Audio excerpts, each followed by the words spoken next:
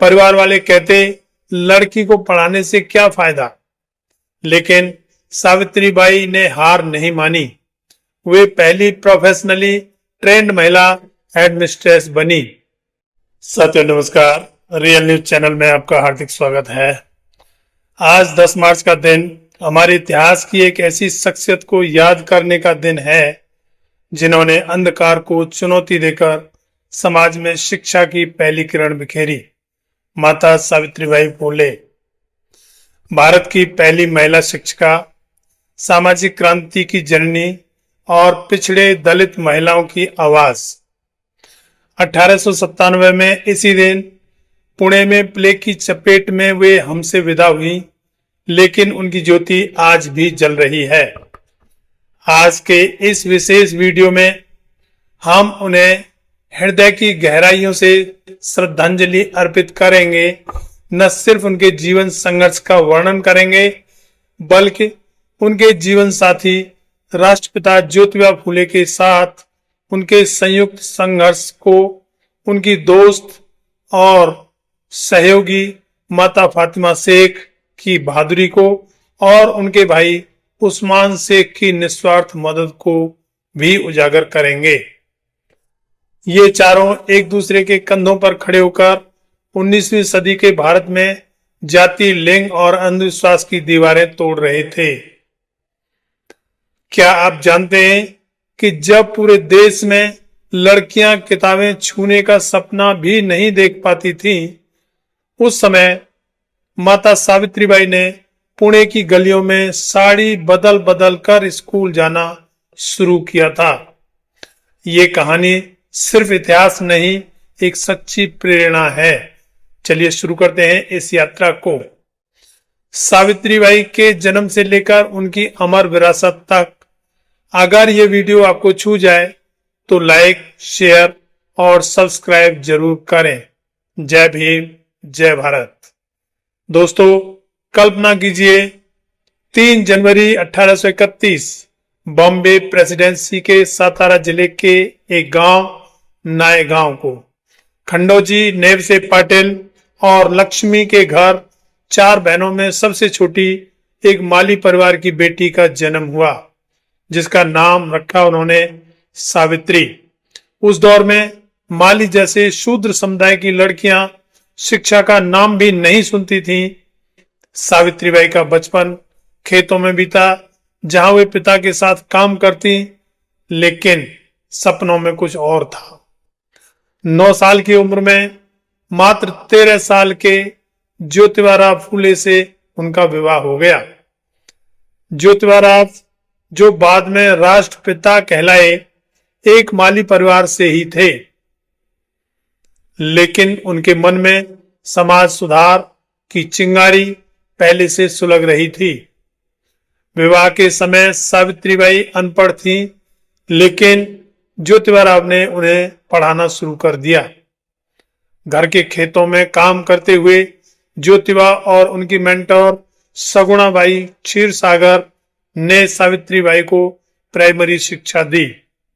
फिर सखाराम यशवंत परांजपे और केशव शिवराम भावलंकर के मार्गदर्शन में वे आगे बढ़ी। 1846-47 में अंग्रेजी स्कूल से उन्होंने परीक्षाएं पास की। वे अमेरिकी मिशनरी सिंधिया फारर के अहमदनगर संस्थान और पुणे के नॉर्मल स्कूल में शिक्षिका प्रशिक्षण लेने वाली पहली भारतीय महिला बनी। दोस्तों, ये संघर्ष आसान नहीं था। समाज उन्हें ताने मारता। परिवार वाले कहते लड़की को पढ़ाने से क्या फायदा, लेकिन सावित्रीबाई ने हार नहीं मानी। वे पहली प्रोफेशनली ट्रेंड महिला हेडमिस्ट्रेस बनी। उनके जीवन का पहला बड़ा संघर्ष था खुद को शिक्षित बनाना। जब पुरुष प्रधान समाज में महिलाओं को किताबें छूने का अधिकार नहीं था, सावित्रीबाई ने न सिर्फ पढ़ा बल्कि पढ़ाना भी सीखा। ये उनकी जिंदगी का आधार बना, जो आगे चलकर लाखों महिलाओं की जिंदगी बदलेगा। अब बात करते हैं राष्ट्रपिता ज्योतिबा फूले की।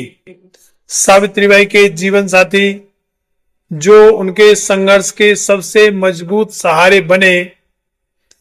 ज्योतिबा का जन्म 11 अप्रैल 1827 को पुणे में हुआ। वे भी माली परिवार से थे, लेकिन ब्राह्मण प्रधान समाज की असमानताओं से वे तंग आ चुके थे। उन्होंने सत्यशोधक समाज की स्थापना की, जो जाति व्यवस्था के खिलाफ आवाज बुलंद करने वाला पहला संगठन था। सावित्रीबाई और ज्योतिबा की जोड़ी ने 1848 में इतिहास रचा।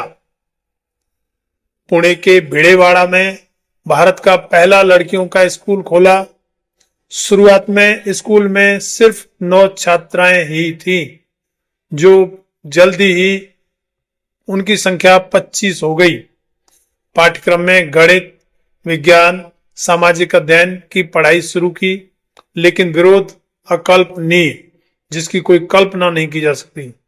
ब्राह्मणों ने पत्थर मारे, गंदगी फेंकी, गोबर फेंका, लेकिन सावित्रीबाई स्कूल जाते समय अतिरिक्त साड़ी ले जाती, ताकि साड़ी गंदी होने पर उसको बदलकर स्कूल में ठीक ढंग से पढ़ाया जा सके।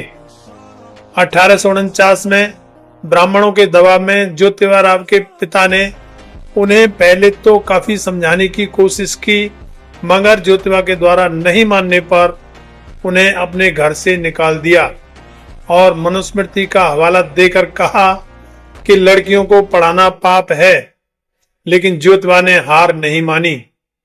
उन्होंने 18 स्कूल खोले लड़कियों के लिए। 1851 तक पुणे में 3 स्कूल खोले, जिनमें छात्राओं की संख्या 150 हो गई थी। 1857 की क्रांति में स्कूल बंद हुए, लेकिन वे लड़े। ज्योतिबा ने किताबें लिखी, गुलामगिरी, सेतकयांचा, आसुड।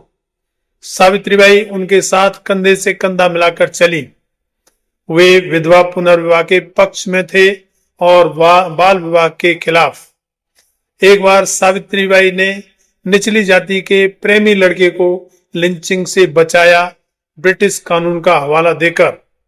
दोस्तों, ये जोड़ी सिर्फ पति पत्नी नहीं, बल्कि क्रांति के योद्धा थे।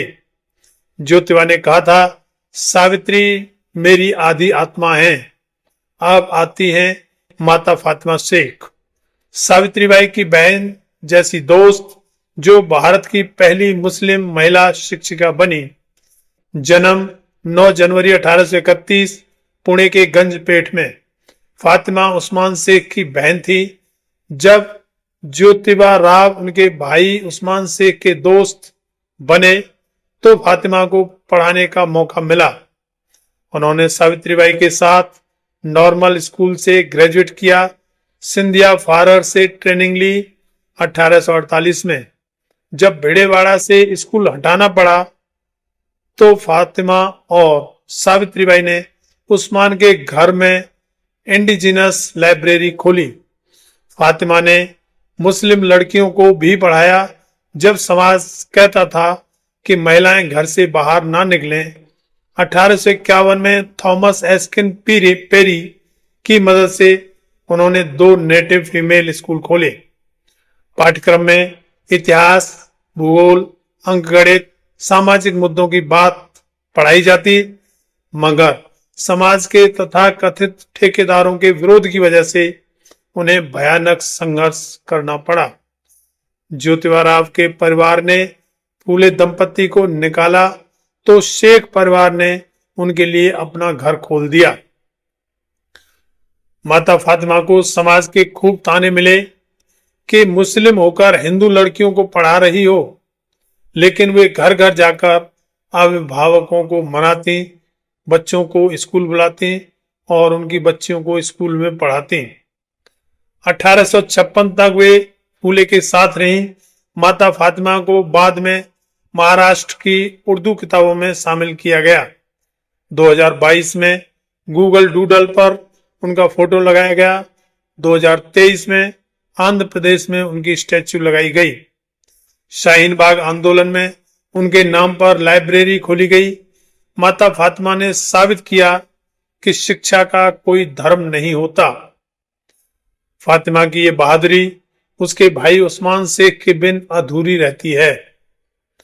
उस्मान शेख ज्योतिबा राव के बचपन के दोस्त और पुणे के गंजपेट के रहने वाले थे। उन्होंने अपना निजी फार्म और घर फूले दंपति को सौंप दिया, और वह भी तब जब समाज ने फूले दंपति को त्याग दिया था। उस्मान शेख ने अपना वाड़ा स्कूल के लिए खोल दिया।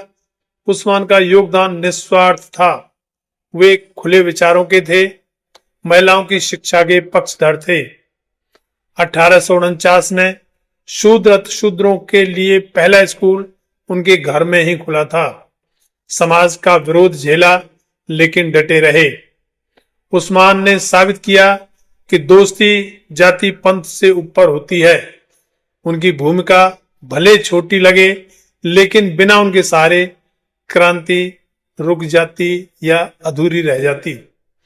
दोस्तों, सावित्रीबाई सिर्फ शिक्षिका नहीं, कवयित्री भी थी। 1854 में उनकी किताब काव्य फूले प्रकाशित हुई, जिसमें जा शिक्षा घे वावे तो विद्या विझावे जैसी कविता जो दबे कुचलों को शिक्षा की प्रेरणा देती। 1892 में उनकी एक रचना 52 काशी सुबोध रत्नाकर प्रकाशित हुई। 1851 में उन्होंने महिला सेवा मंडल बनाया महिलाओं के अधिकारों के लिए। उन्होंने 1853 में बाल हत्या प्रतिबंधक गृह विधवाओं के लिए खोला, जिसमें किसी विधवा के प्रेम प्रसंग या अन्य किसी भी कारण से गर्भवती हो जाने पर समाज के कोप से बचाने के लिए उन्हें बाल हत्या प्रतिबंधक गृह में रखा जाता था। वरना ऐसे हालात में उस विधवा औरत का उस गर्भावस्था की हालत में समाज में जीना दुश्वार था, जहां वह 1880 के दशक तक चला। वे यौन हिंसा की शिकार महिलाओं की मदद करती, बाल विवाह रोकती। 1897 की प्लेग महामारी में उन्होंने गोद लिए बेटे यशवंत के साथ मिलकर एक क्लिनिक खोला। मुंदवा के महार बस्ती में एक बच्चे को बचाते हुए वो खुद बीमार पड़ गईं और 10 मार्च 1997 को रात 9 बजे वो इस दुनिया से चल बसी। उनके संघर्षों ने 18 स्कूलों को जन्म दिए, जाति लिंग भेद मिटाए, ज्योतिबा राव के साथ मिलकर सत्य शोधक समाज चलाया। ये सब माता फातिमा और उस्मान शेख के सहयोग से ही संभव हो पाया। आज माता सावित्रीबाई को आधुनिक भारत की शिक्षा मां कहा जाता है। 1983 में पुणे में उनका स्मारक बनाया गया। 1998 में उनके फोटो के साथ डाक टिकट जारी किया गया। 3 जनवरी उनके जन्मदिन को बालिका दिवस घोषित किया गया।